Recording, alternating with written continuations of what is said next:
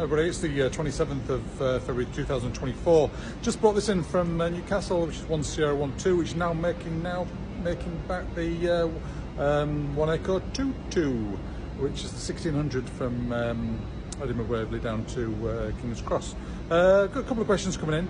Toilet-wise, what happens to us if we're dying for a tinkle or anything else that comes to that matter? What we can do, you know, you've got certain places where you've got certain time you can do it, you can time it just right, or you've got it prepared before you get onto the train, which is totally tons better.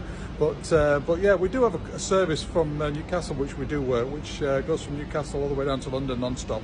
It's 2 hours 50 minutes, and you've just got to prepare yourself, you know what I mean? But if nature calls, you've got to you just stop the train in a place which is totally common sense to a driver who will not in platforms or anything like that, or just come to stop and then report to the signaller and just say, look, this is what needs to happen, and then you're going to do business and get on the way again. You know, I mean, it doesn't happen I don't think it happens very often. I think we're all got steel bladders by now, but yeah, if it does, that's what happens.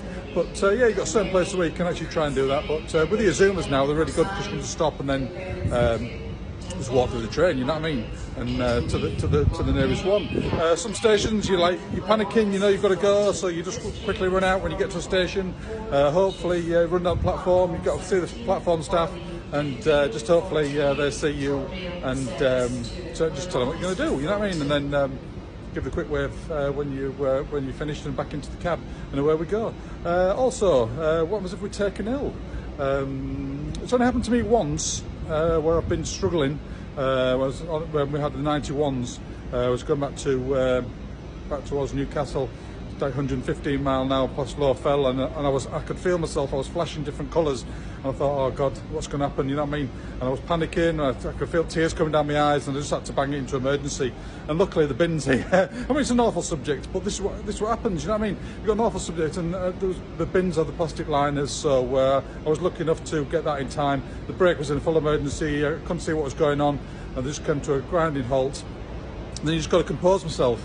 Find out if I'm going to be okay. I knew I had something bad to eat, so it was just a case of speak to the signaller, because the signaller knows you should be past certain passing points on time, or this, that and the other, and he knew you had a bit of stand, so you got to have a word with him.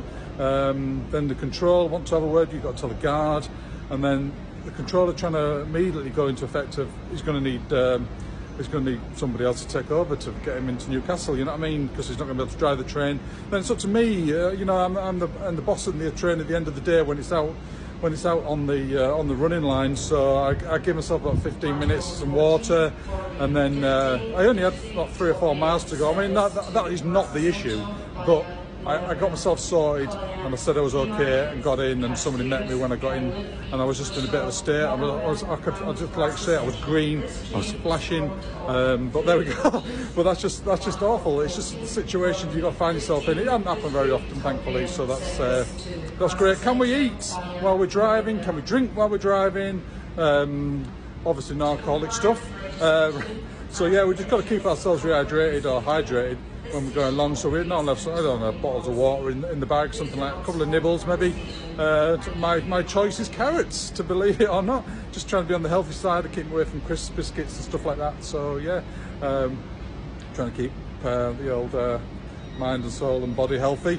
But yeah, so that's it. So it's quite a few little things to take care of. But yeah, I mean, you've just got to use your common sense in the end. Common sense is key to everything. So but yeah, hope you like that little bit of info. It's a bit dodgy, but tinkle time and stuff like that, it's got to be done. Cheers guys, cheers for everybody, cheers, bye bye bye.